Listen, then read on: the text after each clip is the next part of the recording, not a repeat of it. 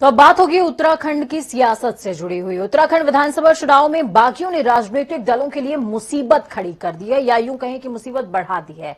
सबसे ज्यादा चुनौती सत्ताधारी दल भाजपा के लिए। प्रदेश में 70 में से 12 सीटों पर भाजपा के बागी मैदान में हैं। तो वहीं 6 सीटों पर बागियों ने कांग्रेस की नींदों को फाख्ता कर रखा है। ऐसे में बागियों ने पहाड़ की सियासत को गरमा दिया। पिछले विधानसभा चुनाव पर अगर आप नजर डालेंगे तो पहले हुए सभी चुनावों के आंकड़े गवाह हैं कि राज्य की सत्ता में एक एक सीट कितना मायने रखती है। इस बार भी नतीजे ऐसे ही रहे और किसी एक दल के पास बहुमत का आंकड़ा पूरा ना होने पर ये बागी हीरो बन सकते हैं। कैसे, देखिए। उत्तराखंड में चुनावी तस्वीर लगभग साफ हो चुकी है। राज्य में नामांकन से लेकर नाम वापसी का समय खत्म हो गया। राज्य की सभी सीटों की तस्वीर अब साफ हो गई है। राज्य की 70 सीटों पर अब नाम वापसी के बाद 632 उम्मीदवार मैदान में हैं। प्रदेश में 14 फरवरी को वोट डाला जाएगा, जिसमें लगभग 82 लाख मतदाता प्रदेश की नई सरकार का गठन करेंगे। हालांकि भाजपा और कांग्रेस से बागी भी चुनाव में ताल ठोक रहे हैं, जो दोनों दलों की मुश्किलें बढ़ा रहे हैं। सबसे ज्यादा बागी भाजपा से चुनाव लड़ने की ताल ठोक रहे हैं। चुनौतियां सत्ताधारी भाजपा के लिए ज्यादा बड़ी हैं। नाम वापसी का आखिरी दिन निकलने के बाद भी भाजपा के 12 बागी निर्दलीय के रूप में मैदान में डटे हैं। वहीं कांग्रेस के भी 6 बागी ताल ठोक रहे हैं। मुख्यमंत्री पुष्कर सिंह धामी के ही जिले उधम सिंह नगर में पार्टी के 2 बागी उम्मीदवार बीजेपी को मजबूत चुनौती दे रहे हैं। बीजेपी ने इस बार रुद्रपुर के विधायक राजकुमार ठुकराल का टिकट काटकर शिव अरोड़ा पर दांव लगाया, जिसके बाद ठुकराल बागी हो गए और चुनावी मैदान में कूद पड़े हैं। उन्हें सीट पर जीत का प्रबल दावेदार माना जा रहा है। लिहाजा ठुकराल की उम्मीदवारी बीजेपी प्रत्याशी के लिए बड़ी चुनौती है। वहीं मुख्यमंत्री धामी के जिले से दूसरे बागी के तौर पर किक्षाक से अजय तिवारी का नाम है। इस सीट से बीजेपी ने अपने विधायक राजेश शुक्ला को टिकट दी, जिसके बाद अजय तिवारी बागी होकर मैदान में हैं। अजय तिवारी के आने से मुकाबला त्रिकोणी हो गया है, जिसमें कांग्रेस उम्मीदवार तिलकराज बेहड़ की राह आसान हो सकती है।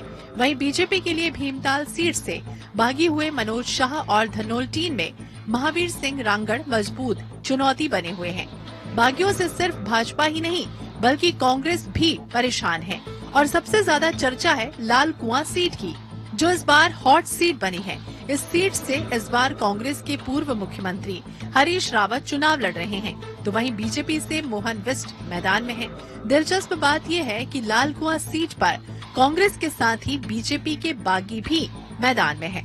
हरीश रावत के सामने कांग्रेस की बागी संध्या डालाकोटी की उम्मीदवारी चुनौती बनी है। वहीं मोहन बिष्ट के सामने बागी पवन चौहान की उम्मीदवारी है। ऐसे में बागी दोनों ही अधिकृत उम्मीदवारों की मुश्किलें बढ़ा रहे हैं। उत्तराखंड की कुल 6 सीटों पर कांग्रेस के बागी मैदान में हैं। लाल कुआं के बाद रामनगर और रुद्रप्रयाग सीट पर भी कांग्रेस के बागी मुकाबला दिलचस्प बना रहे हैं। रामनगर में कांग्रेस के संजय नेगी बगावत कर मैदान में हैं। नेगी रामनगर के स्थायी निवासी हैं, जिनकी दावेदारी से कांग्रेस के दिग्गज नेता रहे महेंद्र पाल सिंह असहज हो गए, जो रामनगर में पैराशूट उम्मीदवार हैं। तो वहीं रुद्रप्रयाग में उत्तराखंड के दिग्गज नेता रहे मातबर सिंह कंडारी बागी होकर मैदान में हैं। कंडारी कभी बीजेपी सरकार में मंत्री हुआ करते थे, लेकिन वो सीट पर हरक सिंह रावत से हार गए, जिसके बाद वो कांग्रेस में शामिल हो गए थे। हालांकि उत्तराखंड कांग्रेस ने बागियों के खिलाफ सख्त रुख अख्तियार करते हुए उन्हें 6 साल के लिए पार्टी से निष्कासित कर दिया। इनमें रामनगर विधानसभा सीट से संजय नेगी, लालकुआं विधानसभा सीट से संध्या डालाकोटी, रुद्रप्रयाग विधानसभा सीट से मातबर सिंह कंडारी और यमुनोत्री विधानसभा सीट से संजय डोभाल को कांग्रेस ने 6 साल के लिए पार्टी से बर्खास्त कर दिया है। कांग्रेस ने ये कार्रवाई करते हुए सियासी गलियारों में एक बड़ा संदेश दिया। वहीं अनुशासन की दुहाई देने वाली बीजेपी अब तक अपने बागियों पर कोई कार्रवाई करने का साहस नहीं जुटा पाई। माना जा रहा है कि भाजपा अंतिम समय तक बागियों को मनाने का प्रयास करेगी। बहरहाल उत्तराखंड विधानसभा के इस चुनाव में निर्दलीय लड़ रहे बागी महत्वपूर्ण भूमिका निभा सकते हैं। माना जा रहा है कि राज्य में इस बार कांग्रेस और बीजेपी में कांटे की टक्कर है। ऐसे में नतीजों में बहुमत का आंकड़ा किसी भी राजनीतिक दल को अगर नहीं मिलता है, तो ऐसी स्थिति फिलहाल पार्टी के लिए खलनाक साबित हो रहे, ये बागी सरकार बनाने में नायक की भूमिका निभा सकते हैं। असल में उत्तराखंड के सियासी इतिहास को देखें तो साल 2007 और 2012 में सरकार बनाने के लिए दलों को बाहर से समर्थन लेना पड़ा था। 2007 में बीजेपी एक सीट से बहुमत से पीछे थी। ऐसे में भुवन चंद्र खंडूरी के लिए यूकेडी तारणहार बनी थी।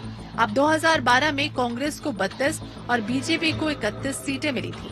ऐसे में कांग्रेस के लिए बसपा के विधायक तारणहार बने थे, लेकिन 2022 का समीकरण बदल चुका है। राज्य में बसपा के साथ ही यूकेडी का जनाधार कम हुआ, लेकिन आम आदमी पार्टी ने राज्य में अपनी मजबूत उपस्थिति दर्ज कराई है। मैदानी सीटों पर आप कुछ सीटों पर जीत दर्ज कर सकती है, तो कई सीट पर भाजपा और कांग्रेस का गणित बिगाड़ सकती है। जाहिर इस पर परिस्थितियों में उत्तराखंड में सत्ता की जंग बेहद दिलचस्प है और कांटे की टक्कर के बीच 10 मार्च को जब नतीजे आएंगे तो पता चलेगा कि बागियों ने किस पार्टी को कितना नुकसान पहुंचाया। और बहुमत का आंकड़ा किसी एक पार्टी के पक्ष में नहीं गया तो आंकड़ा जुटाने में निर्दलीय चुनाव जीतने वाले उम्मीदवार निर्णायक हो सकते हैं। Bureau report.